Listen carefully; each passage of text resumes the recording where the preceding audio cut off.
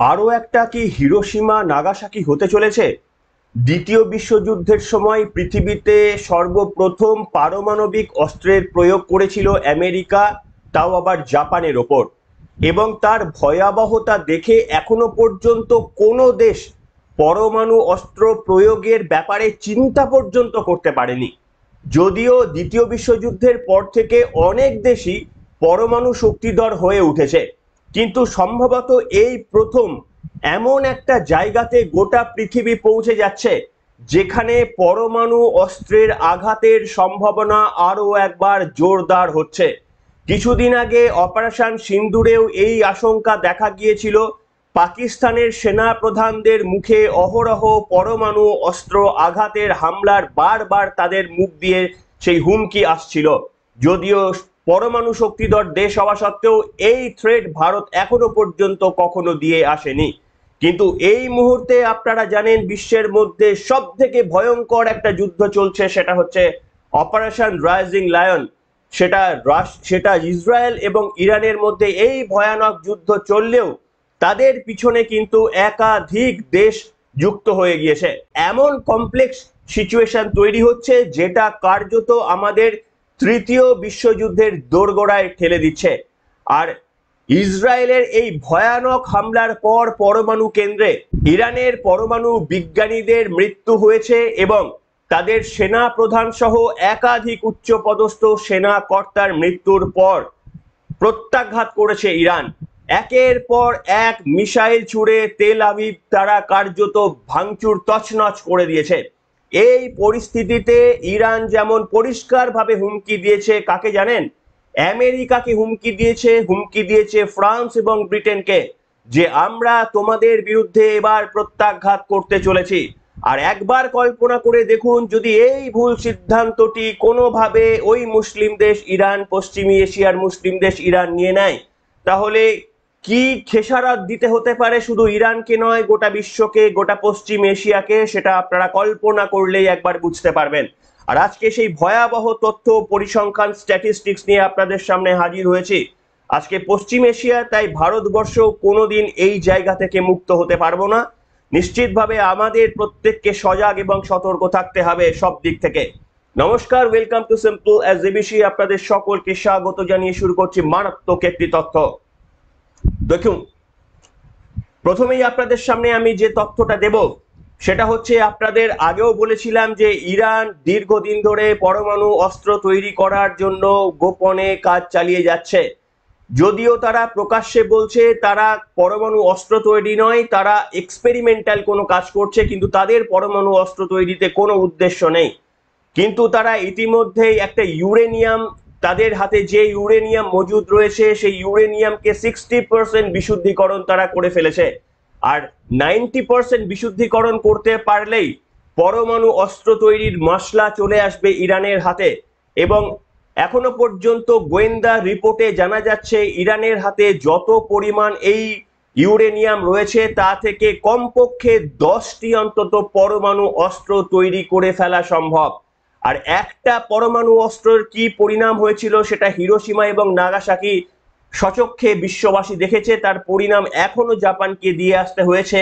ঠিক সেই জায়গায় এই রকম পশ্চিম এশিয়ার মুসলিম কান্ট্রি যারা অত্যন্ত গুরুত্বপূর্ণ, তার কারণ তাদের মধ্যে তাদের খনিজ তেল গোটা বিশ্বের বাজারকে কন্ট্রোল করে। শুধু তাই নয়, তাদের একটা প্রণালী রয়েছে, সেই প্রণালী থেকে বিশ্বের বিভিন্ন জায়গায় তেলের বড় বড় যে জাহাজগুলো, কন্টেনারগুলো সেখান থেকে পাস হয়। তাই ইরান যদি কোনোভাবে সেই প্রণালীটা বন্ধ করে দেয়, বিশ্ব বাজারে মুদ্রাস্ফীতি এমন জায়গায় পৌঁছাবে, আপনি ভারতবাসী হয়েও আপনার পকেটের টাকা, যে পরিমাণ টাকা নিয়ে ভাবছেন যে আপনি এই মুহূর্তে সুস্থভাবে সংসার চালাতে পারবেন, এই ঘটনা ঘটে গেলে আপনার কাছে যে টাকা থাকবে সেটা নিয়ে আপনি বাজার ভর্তি ব্যাগ ভর্তি বাজারও কিনতে পারবেন না, এই পরিস্থিতি সৃষ্টি হতে পারে।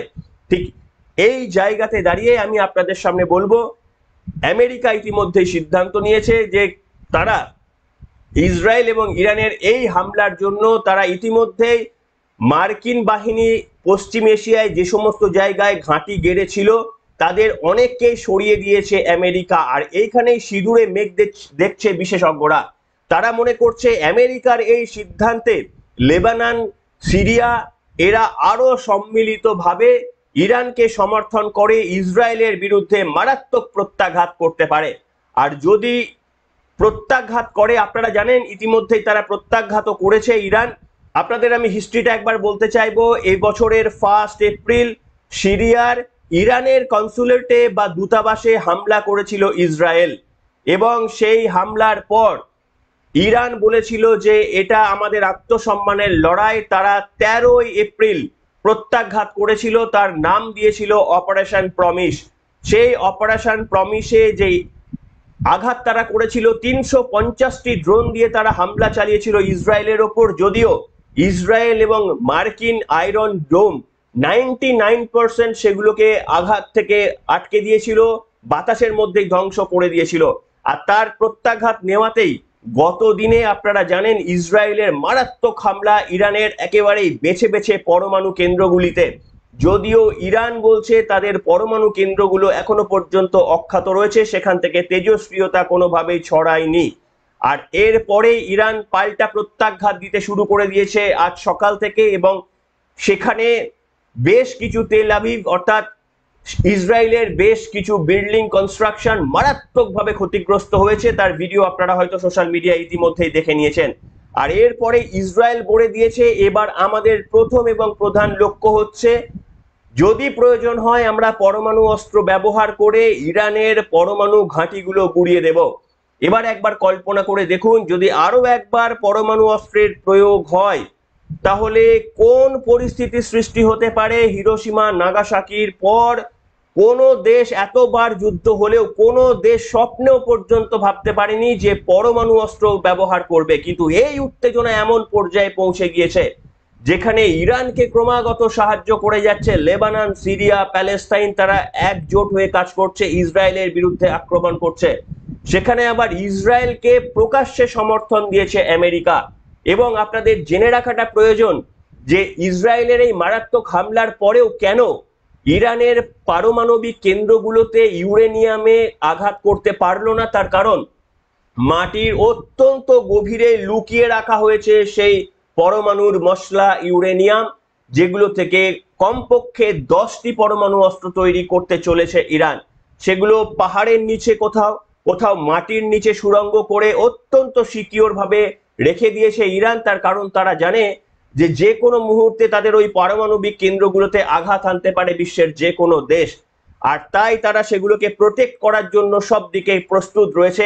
একমাত্র কে আঘাত করতে পারে জানেন? একমাত্র ইরানের ওই সমস্ত মাটির অত্যন্ত নিচে থাকা, গভীরে থাকা ওই সমস্ত ইউরেনিয়ামের যে সেই আপনার সম্ভারগুলোতে আঘাত করতে পারে, তার ক্ষমতা রয়েছে শুধুমাত্র আমেরিকার। আমেরিকার হাতে এমন কিছু অস্ত্র রয়েছে যেটা মাটির গভীরে গিয়ে বাংকারের মধ্যে লুকিয়ে রাখা কোনো গোপন বস্তুতে আঘাত করতে পারে। সেটা সেই অস্ত্র, সেই ক্যাপাবিলিটি রয়েছে আমেরিকার হাতে। এবং ইরান সাসপেক্ট করছে যে এই সমস্ত অস্ত্র ভান্ডার ইসরায়েলের হাতে তুলে দিয়ে আমেরিকা ইসরায়েলকে প্রক্সি ওয়ারের মধ্যে নিয়ে যেতে পারে। অর্থাৎ যুদ্ধটা করবে আমেরিকা, কিন্তু সামনে থাকবে ইসরায়েল। তাই এই রকম যখন একটা প্ল্যান করছে ইরান, তখন একটা ভয়ানক থ্রেট দিয়ে রেখেছে আমেরিকা, ফ্রান্স এবং ব্রিটেনকে। বলেছে তোমরা প্রস্তুত থাকো। তবে হ্যাঁ, ইরানের সেই ক্ষমতা নেই যে তারা একেবারে আমেরিকার মাটিতে ঢুকে তারা কোনো বিস্ফোরণ ঘটবে। এই যোগ্যতা এখনো পর্যন্ত ইরান কেন বিশ্বের কোনো দেশ অর্জন করতে পেরেছে কিনা সন্দেহ রয়েছে। তাহলে কিভাবে তারা আক্রমণ করবে? তারা যে প্ল্যান করছে যে আমেরিকার যে সমস্ত পশ্চিম এশিয়ায় বিভিন্ন সেনাগোষ্ঠীরা রয়ে গিয়েছেন, যারা কার্যত বিভিন্ন রকমের এই যুদ্ধ বা অন্য কিছু হলে শান্তি শৃঙ্খলা সমস্ত কিছু বা জঙ্গি দমনের জন্য যারা সেখানে সেনা ঘাঁটি করে দীর্ঘদিন রয়ে গিয়েছেন, সেই সমস্ত সেনা ঘাঁটিগুলোতে বেছে বেছে হামলা চালাবে বলে ইরান থ্রেট দিয়ে রেখেছে। আর ডোনাল্ড ট্রাম্প পরিষ্কারভাবে বলে দিয়েছে যে আমাদের দেশের সেনাবাহিনী তো ছেড়ে দিন, আমাদের দেশের কোনো নাগরিককে যদি ইচ্ছাকৃতভাবে কোনো সন্ত্রাসী হামলায়, কোনো জঙ্গি হামলায় কিংবা কোনো সেনা হামলায় যদি এই রকম আঘাত আনা হয়, একটা যদি আমেরিকার কোনো মানুষের গায়ে হাত পড়ে, তাহলে এর প্রত্যুত্তরে যে ফল তাদের ভুগতে হবে সেটা তারা কল্পনাও করতে পারে না। আর সেই ক্ষেত্রেই আমি আপনাদের সামনে বলছি, আর অনতি দূরে নয় যখন আরো একটা হিরোশিমা দেখতে চলেছে গোটা বিশ্ববাসী। কিন্তু এই ভয়ঙ্কর ঘটনা, পশ্চিম এশিয়ার এই মুহূর্তে যুদ্ধপ্রবণ ঘটনা কার্যত তৃতীয় বিশ্বযুদ্ধকে আরো নিকটে নিয়ে চলে এসেছে। তার কারণ আপনারা জানেন, ইরানকে প্রত্যক্ষভাবে বা বলতে পারেন প্রত্যক্ষ পরোক্ষ সামনে থেকেই এসে সমর্থন করছে কে জানেন? রাশিয়া এবং চীন। তাই অত্যন্ত কমপ্লেক্স হয়ে গিয়েছে। ভারতের অবস্থানটা একবার চিন্তা করে দেখুন, ভারত কাকে সমর্থন করবে, ইরানকে না ইসরায়েলকে? ইসরায়েলের নেতানিয়াহুর সঙ্গে ভারতের প্রধানমন্ত্রী নরেন্দ্র মোদীর কথা হয়েছে, তাদের মধ্যে অত্যন্ত ভালো সম্পর্ক। আপনারা জানেন যে এই অপারেশন সিন্দুরের সময় ইসরায়েল ভারতকে ড্রোন দিয়ে অনেক সাহায্য করেছিল এবং ইসরায়েলের ড্রোন ইউজ করে ভারত পাকিস্তানকে নাস্তানাবুদ করে ছেড়েছিল।